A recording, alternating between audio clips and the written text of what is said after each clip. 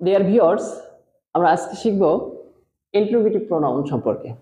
Interrogative pronoun কি?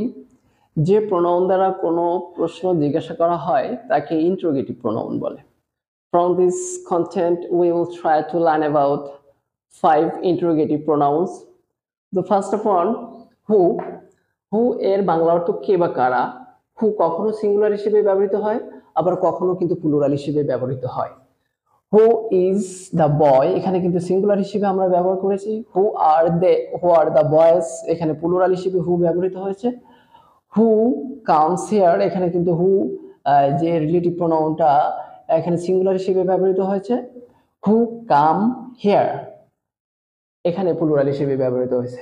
সুতরাং আমরা হু কখনো যদি কোনো ইন্টারোগেটিভ সেন্টেন্সের সাবজেক্ট হিসেবে ব্যবহার করে, তো কখনো আমরা সিঙ্গুলার হিসেবে ব্যবহার করি, আবার কখনো প্লুরাল হিসেবে ব্যবহার করি। পরবর্তীতে যেটা রয়েছে ইন্টারোগেটিভ প্রোনাউন হুম। আমরা জানি হু এর অবজেক্টিভ ফর্ম হচ্ছে হুম। এই হু এর অবজেক্টিভ ফর্ম হুম। হুম অর্থ কাকে বা কাদেরকে। একইভাবে আমার যে গঠন আছে, প্রশ্ন করার যে গঠন আছে, হু এর মতো একই গঠন। হুম কখনো সিঙ্গুলার হিসেবে ব্যবহৃত হয়, আবার কখনো প্লুরাল হিসেবে ব্যবহৃত হয়। এখানে কিছু উদাহরণ: হুম ডু ইউ ওয়ান্ট, কাকে চাও, তুমি কাকে চাও, কাকে চাও, এখানে তুমি কাকে চাও। Okay. Hmm does he want, hmm does he want, hmm does he want, এখানে কিন্তু আমরা সিঙ্গুলার হিসেবে হুমটাকে পেয়েছি ইন্টারোগেটিভ প্রোনাউন। তো পরবর্তী যেটা রয়েছে হুজ। এই হুজ হচ্ছে হু এর পজিটিভ কেস। আমরা কেস সম্পর্কে কেজের যে পার্ট রয়েছে, কেস সম্পর্কে আর একটু সুন্দর স্পষ্ট ধারণা পাবো। তো এই হু এর পজিটিভ কেস হচ্ছে হুজ। পজিটিভ কেস অর্থাৎ এই positive pronoun, positive interrogative pronoun, positive pronoun বা ইন্টারোগেটিভ প্রোনাউন হুজ দ্বারা বাক্য গঠন করতে হলে কিন্তু হুজ প্লাস কিন্তু একটা নাউন হবে। হুজের পরে কিন্তু নাউন ব্যবহার করতে হবে। তো এখানে উদাহরণ হচ্ছে হুজ কার ইজ দিস, এখানে হুজ আছে, হুজের পরেই কিন্তু নাউন ব্যবহার করছি। আমরা ইন্টারোগেটিভ প্রোনাউন হিসেবে যখন হুজটা ব্যবহার করব, হুজ ব্যবহার করতে হলে কিন্তু হু প্লাস নাউন ব্যবহার করতে হবে। আমাকে এখানে হুজ কার ইজ দিস, আমরা হুজের পরেই কিন্তু এখানে নাউন ব্যবহার করেছি। এখানে নাউন হুজ কার, এই কারটা কিছু সিঙ্গুলার, সেজন্য কিন্তু এখানে আমরা সিঙ্গুলার ভার্ব হিসেবে ব্যবহার করেছি।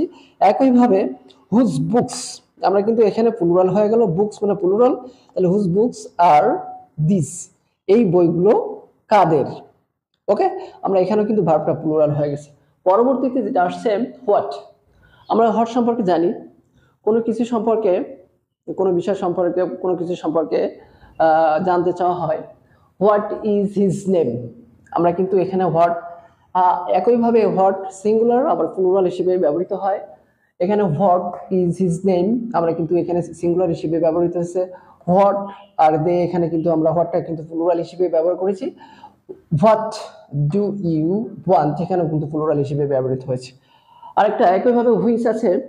তো এবার আমার প্রশ্ন হলো, ইন্টারোগেটিভ ওয়ার্ড রয়েছে 9টি। আমরা জানি ইন্টারোগেটিভ ওয়ার্ড রয়েছে 9টি। এই 9টি ইন্টারোগেটিভ ওয়ার্ডের মধ্য থেকে কেন 5টি ইন্টারোগেটিভ ওয়ার্ডকে ইন্টারোগেটিভ প্রোনাউন বলি? আমার প্রশ্ন একটাই, আমার ইন্টারোগেটিভ ওয়ার্ড রয়েছে 9টি। এই 9টি ইন্টারোগেটিভ ওয়ার্ডের মধ্যে 5টিকে কেন ইন্টারোগেটিভ প্রোনাউন বলি, আর 4টিকে কেন বলি না? তো ধন্যবাদ সবাইকে ভিডিওটি দেখার জন্য।